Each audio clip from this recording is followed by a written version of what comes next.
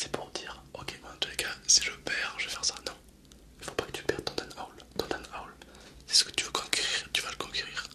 Point. Il n'y a pas de plan B. Les plans B, c'est pour les gens qui envisagent déjà de perdre. C'est pas ton cas. D'accord. Donc, focalise ton Dan Howl. Et si un jour tu perds ton Dan Howl, tu vas avoir ce qu'on appelle l'énergie du désespoir. Mais qu'est-ce que c'est que ce truc? À l'époque, au Moyen-Âge, il y avait un grand chevalier, un grand maître, qui assiégeait tout le village. C'était le plus fort. Il avait une technique de malade. Il assiégeait le village et il laissait une porte de sortie pour laisser les villageois s'enfuir. Et de ce fait, il gagnait tout le temps, tout le temps, tout le temps. Alors un jour, le roi lui a dit, mais comment tu fais? Comment tu fais pour gagner à chaque fois? Et il lui a répondu, lorsque tu laisses une petite issue pour les laisser s'échapper, ils deviennent faibles. Quoi? Lorsque tu sais, exemple, imagine que tu assièges un village. Les hommes, les femmes et les enfants savent que dans tous les cas ils vont mourir. Et ils vont avoir ce qu'on appelle l'énergie du désespoir. Un homme pourra rivaliser avec 6 samouraïs parce qu'il a l'énergie du désespoir en lui. Il sait que dans tous les cas il est mort, donc il veut tuer le maximum de gens pour sauver sa famille, sa femme, les voisins, ses amis. D'accord? Alors que les chevaliers là en face, ils veulent pas forcément mourir parce qu'ils ont des chances à perdre. D'accord? Donc il a l'énergie du désespoir. Mais le fait de laisser une issue de secours, ça crée la zizanie. C'est-à-dire qu'il a la moitié du village qui va s'enfuir, l'autre moitié qui vont rester mais ils savent pas quoi faire. Et du coup, ils se font envahir. Voilà. Et vous, c'est pareil. Quand toi tu prends un plan B, quand tu choisis un plan B, c'est comme si tu laissais une échappatoire, une fuite.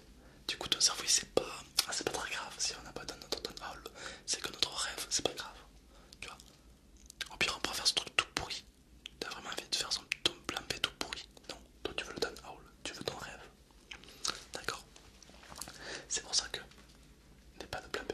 D'accord? Ne laisse pas d'échappatoire. Pourquoi? Parce que tu auras, si un jour tu perds ton Dan Howl, tu auras l'énergie du désespoir. Et ça sera une volonté qui va te permettre d'avancer encore plus haut que le Dan Howl dans ta vie. D'accord? Donc voilà. Ensuite, forcément, il faut que tu fasses des actions. Tu auras des actions et c'est égal à ta récompense. Par exemple, si tu dis je veux le bac, mais tu travailles 2 mois par an, je ne sais pas si ça risque de marcher. D'accord? Si tu dis ouais, j'ai une boîte, je veux devenir millionnaire, mais pour ça j'investis 200 € dans des machines. Je pense que si tu veux vraiment devenir millionnaire, mieux vaut investir au moins 500 000 € dans les machines. Tu vois, pour gagner de l'argent, pour être rentable. Tu ne peux pas avoir des actions toutes petites et des envies trop hautes. D'accord? Il faut que les deux soient pareils. Si tu as des actions trop petites, alors les conséquences seront tout petites. Si tu as des actions très hautes, alors tu auras des conséquences très hautes. D'accord? C'est comme ça que ça marche. À part pour des gens qui ont de la chance. D'accord? Et le but surtout, c'est pas de dire je veux devenir millionnaire, je veux faire ça, je veux être ça. Non. C'est le chemin pour y arriver qui va être intéressant. D'accord? Crois-tu que les plus grands millionnaires sont dit oh tiens, je vais devenir riche aujourd'hui? Non, non pas du tout. Tout ce qu'ils se sont dit, ils se sont dit j'aime ça, j'aime être docteur. Et bien un jour, à force de rester dans un laboratoire, et bien il va découvrir un remède, un vaccin contre une maladie.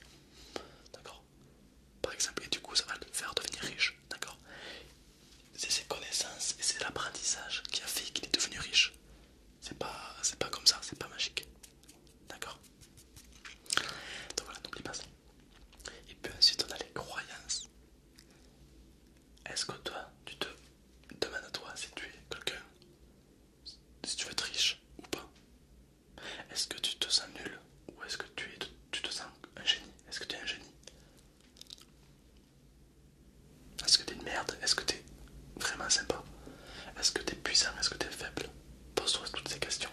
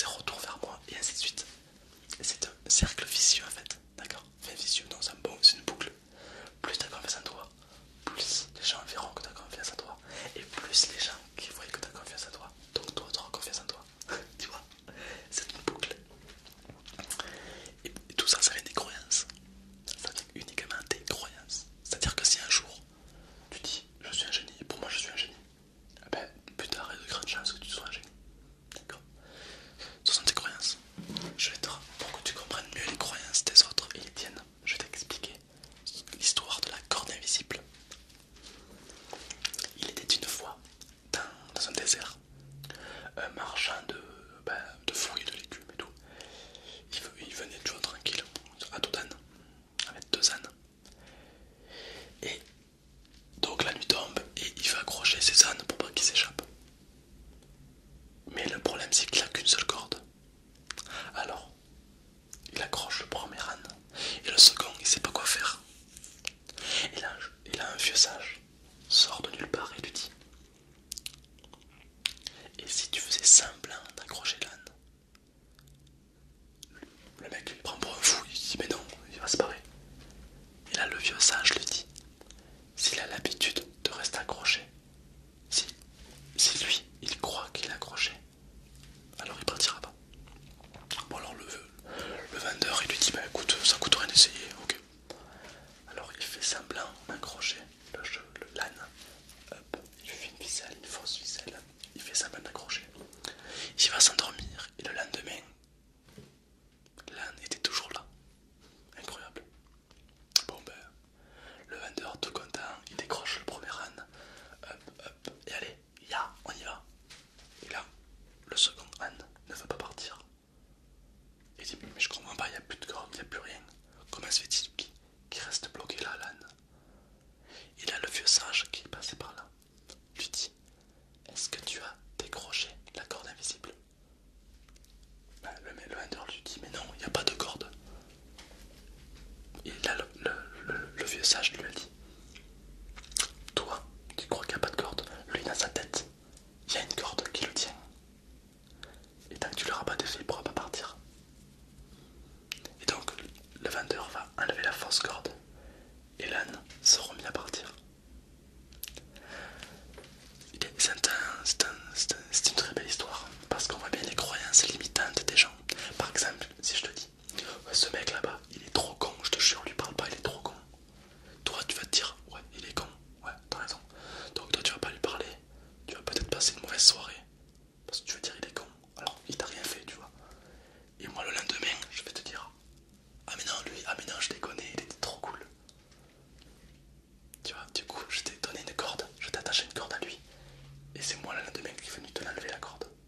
Invisible, d'accord? Pourquoi? Parce que là, tu as cru ma croyance. Moi, ma croyance, c'était qu'il était con.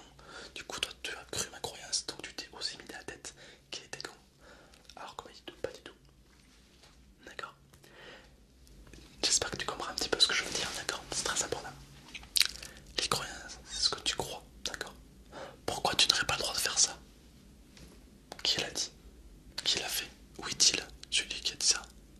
Nulle part, personne. Alors c'est une croyance, d'accord? Pareil. Ouais, se disputer c'est nul. Ça c'est ta croyance, c'est pas la mienne.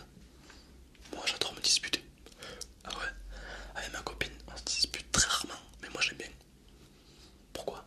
Parce que la croyance des gens c'est se disputer, c'est nul, on se chamaille, on pleure. Pas moi. Pour moi disputer c'est s'engueuler quoi, se disputer. Pour moi c'est trouver un nouveau